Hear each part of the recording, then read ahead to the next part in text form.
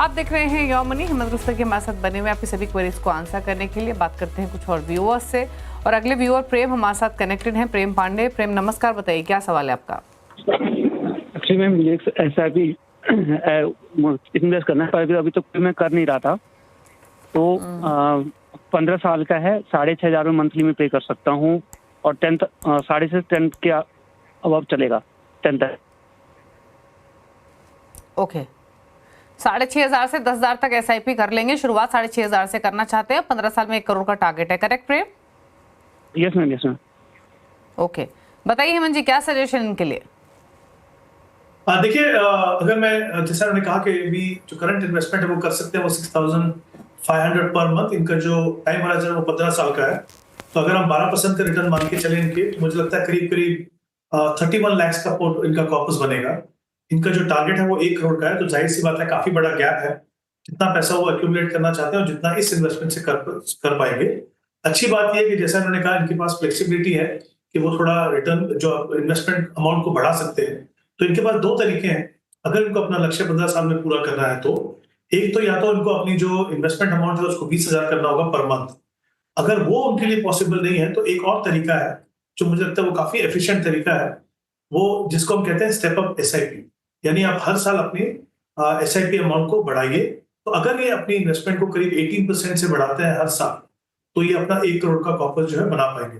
अब क्योंकि समय इनके पास लंबा है, 15 साल, मैंने यहाँ पे 12% का रिटर्न मान के चला हूँ। उम्मीद कर सकते हैं कि उससे बेहतर रिटर्न इनको मिलेगा। तो इनफैक्ट वो थोड़ा सा जो कॉर्पस है शायद बड़ा भी हो जाए, लेकिन 1 करोड़ तक पहुंचने के लिए डेफिनेटली 6,500 की रकम जो है वो पूरी नहीं है। को अपने लिए अपने इन्वेस्टमेंट को बढ़ानी होगी और मैंने 2 तरीके बताए हैं किस तरीके से वो अपने लक्ष्य तक पहुंच पाएंगे। ओके, तो चलिए आपको बताया गया है क्या स्ट्रैटेजी आपको अपनानी है। लक्ष्य को हासिल करने के लिए तो SIP आपको ज़्यादा करनी पड़ेगी, बट एटलीस्ट शुरुआत कीजिए, धीरे धीरे बढ़ाइए। ये भी आप कर सकते हैं। बात करते हैं संतोष गुप्ता से, छत्तीसगढ़ से हमारे साथ कनेक्टेड हैं। संतोष जी नमस्कार, बताइए सवाल। मैम मैंने अपने पोर्टफोलियो डाली हुई है जी। मैम उसमें मैं ये अपने फंड रिव्यू कराना चाहता हूँ कि फंड सही है, सिलेक्शन सही है या उसमें कुछ चेंजेस करवाने हैं। अच्छा, आपने 2 पोर्टफोलियो भेजे हमें, एक आपका एक आपकी वाइफ का, करेक्ट? जी जी मैम। ओके, ठीक है। और कुछ लमसम इन्वेस्टमेंट्स भी हैं आपकी, तो जी। क्या जानना चाहते हैं? सिर्फ पोर्टफोलियो रिव्यू कराना चाहते हैं या कोई गोल है जिस पर राय लेना चाहते हैं? मैम गोल तो मेरा 7 ईयर 1 CR का है। ओके जी मैम। तो पूछ लेते हैं क्या सलाह रहेगी। तो पहले मैं इनका पोर्टफोलियो बता देती हूँ हेमंत जी। 25,000 पर मंथ की इनकी SIP चल रही है। 14 साढ़े 14 लाख के आसपास की इनकी पोर्टफोलियो की वैल्यू है। 1.5 लाख का टॉपअप करते हैं ये हर साल। 5 लाख का इन्होंने लमसम इन्वेस्टमेंट भी किया हुआ है और 7 साल में 1 करोड़ का लक्ष्य है। 5,000 ईच ये 5 फंड्स में डाल रहे हैं। Parag Parikh LSS tax saver, ICICI pro multi asset, Kotak multi cap, Edelweiss mid cap और टाटा स्मॉल कैप। 1.5 लाख डाले में लमसम क्वांट मल्टी एसेट में। वाइफ का पोर्टफोलियो देखें, 3.25 लाख के आसपास की पोर्टफोलियो की वैल्यू है।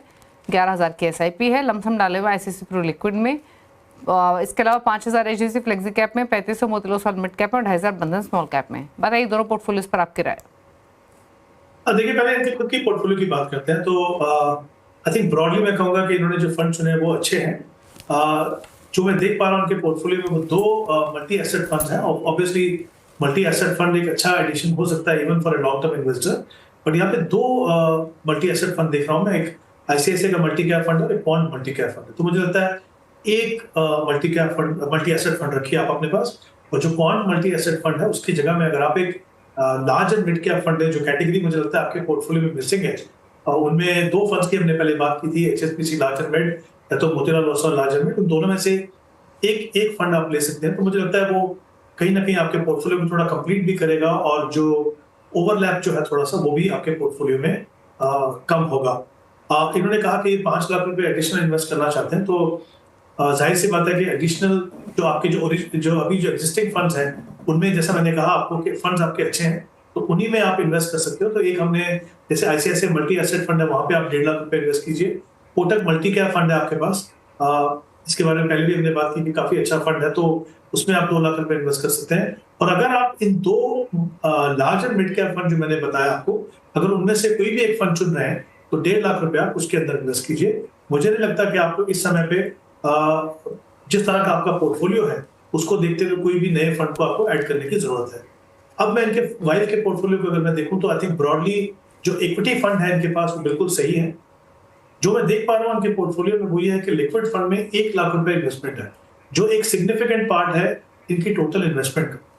अगर इनका ऑब्जेक्टिव लिक्विड फंड में रखने का ये है कि वो एक इमरजेंसी फंड बनाना चाहते हैं तो बिल्कुल सही है, सही चुनाव है।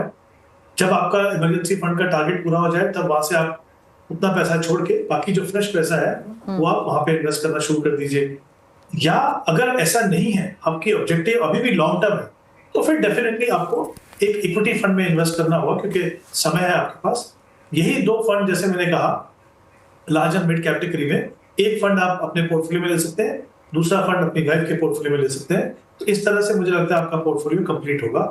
हमेशा ध्यान रखिए कि अगर आपको लॉन्ग टर्म के लिए इन्वेस्ट करना है तो सेफ्टी जरूरी है, लेकिन आपका जो फोकस है वो ग्रोथ पे होना चाहिए। तो लिक्विड फंड डेफिनेटली 7 साल के लिए सही ऑप्शन नहीं है। वहां पे आपको एक इक्विटी फंड देखना होगा और मैंने कुछ 2 फंड्स की बात की है, उनमें से कोई भी एक फंड आप ले सकते ओके। और इनके गोल पर क्या रहेगी, लाइकली है इनका गोल जो ये लेके चल रहे हैं? मुझे लगता है थोड़ा सा गैप रहेगा, मुझे लगता नहीं वहां तक पहुंच पाएंगे। अगर जैसे मैं हमेशा कहता हूँ कि अगर एसआईपी से आप इन्वेस्ट करते हैं, कोशिश करें थोड़ा सा 10-15% से स्टेप अप करें तो और नजदीक पहुंच पाएंगे। ठीक है, तो राय आपको दी गई है 5 लाख के लमसम इन्वेस्टमेंट को लेकर भी और आपके पोर्टफोलियो को लेकर भी। 5 लाख के लमसम इन्वेस्टमेंट के लिए आईसीआईसीआई प्रू मल्टी एसेट में 1.5 लाख डालें, 2 लाख डालें कोटक मल्टी कैप में, एचएसबीसी लार्ज मिड कैप में 1.5 लाख। बाकी अगर संतोष के पोर्टफोलियो की बात करें तो 2 मल्टी एसेट फंड्स हैं आपके पास, एक से निकलिए आप, एक लार्ज मिड कैप को ऐड कीजिए। तो क्वांट मल्टी एसेट से निकलिए, उसकी जगह आप एचएसबीसी लार्ज मिड कैप या फिर Motilal Oswal large mid cap pick कर सकते हैं।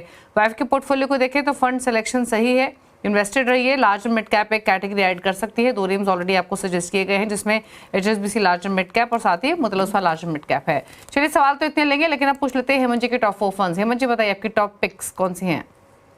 जी देखिए, मल्टी कैप कैटेगरी में Kotak multi cap, large and mid, मैंने 2 फंड्स की बात की, एचएसबीसी लार्ज एंड मिड और Motilal Oswal large and mid, और एक फ्लेक्सी कैप फंड जहां पे बजाज फिनसर्व फ्लेक्सी कैप। ये 4 फंड्स हैं। मुझे लगता है एग्जिस्टिंग इन्वेस्टर या कोई भी नए निवेशक जो अपना पोर्टफोलियो बना रहे हैं इनको कंसीडर कर सकते हैं। तो ये रहे आपकी स्क्रीन पर हेमंत जी की टॉप चॉइसेस, अलग अलग फंड हाउसेज और कैटेगरीज में diversification, Kotak multi cap, HSBC large mid cap, Motilal Oswal large mid cap, Bajaj Finserv flexi cap. तो ये 4 पिक्स है हेमंत जी की एक कंप्लीट पोर्टफोलियो के पर्सपेक्टिव से। Thank you Hemant ji show में आने के लिए और सभी क्वेरीज को आंसर करने के लिए, थैंक यू। इसी के साथ योर मनी में तो इतना ही। ब्रेक के बाद भी खबरें जारी हैं सीएनबीसी आवाज पर। नमस्कार।